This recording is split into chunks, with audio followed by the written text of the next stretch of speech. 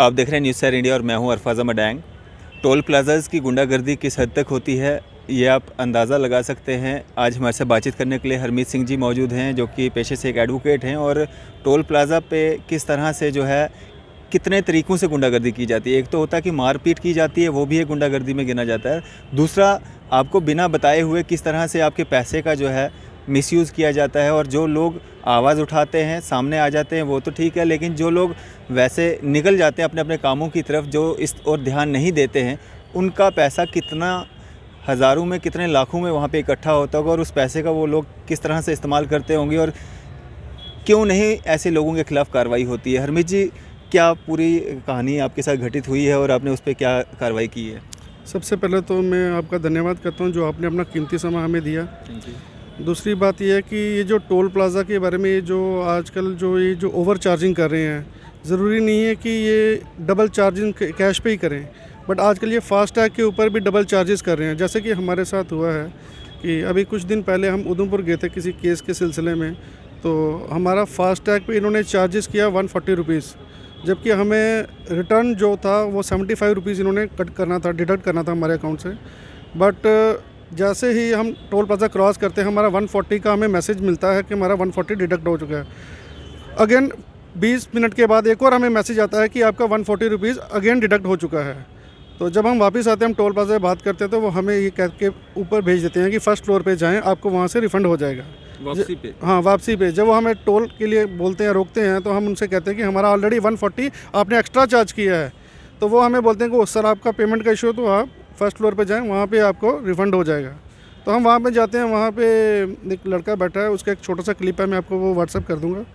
तो वो कहते हैं कि सर आपकी हमने कंप्लेंट डाल दी है, विद इन 24 आवर्स में आपको जो आपके पैसे हैं जो आपको रिफ़ंड हो जाएंगे। बट ऐसा कुछ नहीं है। जब हम वहाँ पे पहुँचे तो वहाँ और भी कुछ लोग थे जो अपनी पेमेंट के रिगार्डिंग ही वहाँ पे जो आए हुए थे वापस लेने के लिए।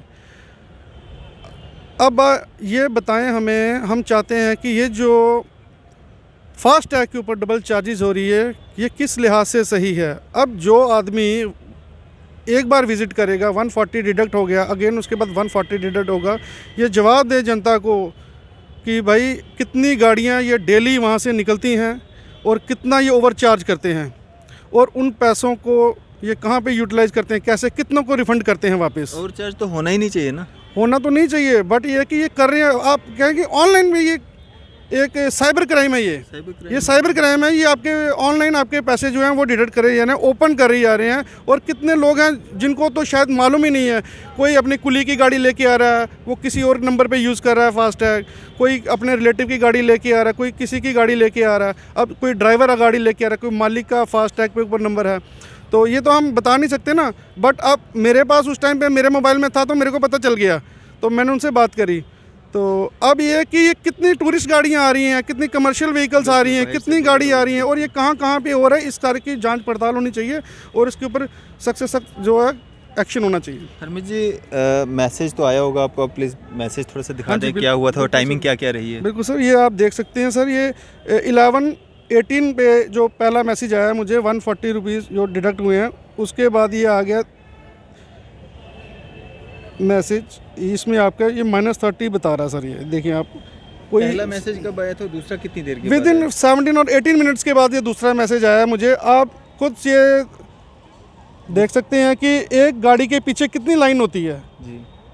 मेरे ख्याल से कि 1 मिनट भी नहीं लगता है इनको फास्टैग में जो पैसे डिडक्ट करने के लिए। अब जो फास्टैग की लाइन होती है उसमें with in 18 minutes I think 18 vehicles तो पास हो जाएंगी।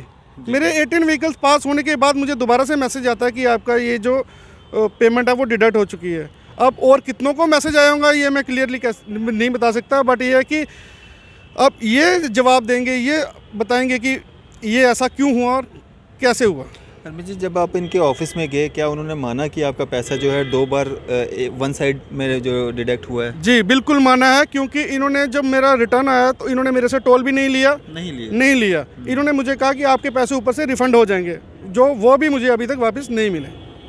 तो आपने उनको ज़रूर बताया होगा कि मैं एक एडवोकेट हूँ, हो सकता है वो इम्प्रेशन जो है पड़ा हो। नहीं, ऐसी कोई बात नहीं। बेसिकली मैं यूनिफॉर्म में था, मेरे साथ मेरे कुलीग थे, हम दोनों यूनिफॉर्म में ही थे। हाँ। ऐसी कोई बात नहीं। कोई आम शख्स होता शायद मारपीट भी हो जाती वहाँ पे। कुछ भी हो सकता था, आए दिन हम देखते रहते हैं वहाँ पे क्या कौन सी वीडियोस वायरल होती है। कुछ भी हो सकता है, कुछ भी हो सकता है, ऐसी कोई बात नहीं है। अब वो हम तो यूनिफॉर्म में थे, उन्होंने यूनिफॉर्म देख के भी अगर उनसे कोई ऐसी उन्होंने काम कर दिया तो फिर तो आम जनता का क्या हाल होगा, ये आप खुद ही सोच सकते हैं। नहीं, आतिबार वाला जो इशू बता रहे हैं ना आपकी, आपको छोड़ दिया बिना टोल लिए हुए, उसका मैं बता रहा हूँ कि वो इसी यूनिफॉर्म का असर था। नहीं, ऐसी बात नहीं सर। उन्होंने मुझे कहा कि आप वहाँ से जाएं, आपको पैसे डिडक्ट हो जाएंगे। मैं भी शायद उनको लगा कि हमारी गलती है, इसलिए उन्होंने नहीं किया, दोबारा टोल नहीं काटा। उनको शायद उन्होंने सोचा कि शायद कहीं कोई क्वेश्चन राइज ना हो जाए, कोई प्रॉब्लम ना हो जाए उनको। और कितने लोग थे अंदर जो वहाँ पे लाइन में लगे थे या अपना इसी तरह की प्रॉब्लम से फेस? 4-5 लोग और थे जो दोबारा वापस आए थे, जिनका रिटर्न का था। तो एक वहाँ उनमें से एक आदमी ऐसे थे, वो कोई आर्मी पर्सनल थे, तो वो कह रहे थे कि मेरा 16 की डेट का मेरा ड्यू है अमाउंट, आपने कहा था आ जाएगा बट आज तक नहीं आया, मेरे को 1 वीक हो गया है। तो वो बोल रहा था सर कोई बात नहीं, आप 24 आवर्स का और टाइम दो, उसके बाद आ जाएगा। तो वो कहने लगे कि भाई अगर हम दोबारा आएंगे कोई और मिलेगा। वो कहता सर अब मेरी ड्यूटी होगी, कोई और होगा तो मैं कैसे बता सकता हूँ। मतलब कहीं ना कहीं हरासमेंट ही हो रही है। हरासमेंट तो है ही है, और ये ऑनलाइन जो है पैसों का जो है ठगी चल रही है। पैसों की ठगी चल रही है। जी सर। आपको कितना समय दिया गया था? 24 घंटे का? 24 घंटे का समय दिया गया था, आज 1 हफ्ते से ज़्यादा हो गया। 1 हफ्ते से ज़्यादा हो यस गया। सर। तो क्या मांग करते हैं?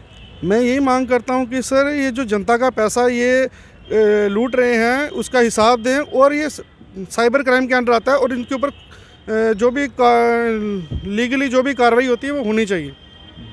तो कहा जा रहा था कि ऑनलाइन ट्रांजैक्शंस जो भी होंगी उससे एक क्लियरिटी आएगी, करप्शन पे जो है, या जो पैसा एक्स्ट्रा लिया जाता था या इस तरह की जो गतिविधियां होती थी उसमें कमी आएगी।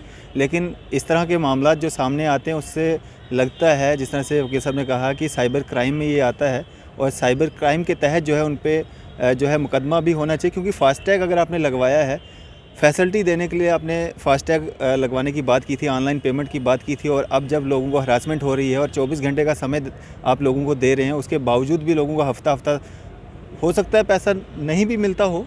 बिल्कुल अभी आपके सामने क्लियर है, अभी हमें तो कोई पेमेंट नहीं अब उन्होंने तो कह दिया कि 24 आवर्स में आएगी, बट कोई रिटर्न में तो नहीं है। बिल्कुल ऐसा कोई प्रूफ भी तो नहीं है। अब हज़ारों के हिसाब से गाड़ियाँ निकल रही हैं, आ रही हैं, जा रही हैं, अब उसका हिसाब कौन देगा? अब बार तो आप जाओगे नहीं वहाँ पे बिना काम के। अब सर 140 रुपये के लिए कौन वापिस आएगा, है ना?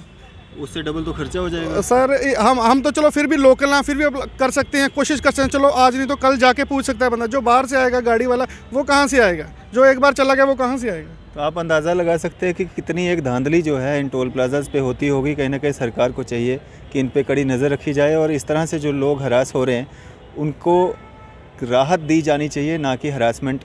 इन टोल प्लाजाज की वजह से कई बार गुंडागर्दी होती है, मारपीट होती है, कई बार इस तरह की हरासमेंट्स जो हैं वो सामने आती रहती हैं। तो जम्मू कश्मीर एडमिनिस्ट्रेशन को चाहिए कि इन लोगों पे जो है कड़ी से कड़ी नज़र रखी जाए, और जो भी गलत करता हुआ पाया जाता है उनके खिलाफ कड़ी से कड़ी कार्रवाई भी की जाए। मज़ीद अपडेट्स के लिए आप देखते रहे न्यूज़ 4 इंडिया। मैं अरफाज़ अहमद डैंग, कैमरामैन शाहनवाज के साथ।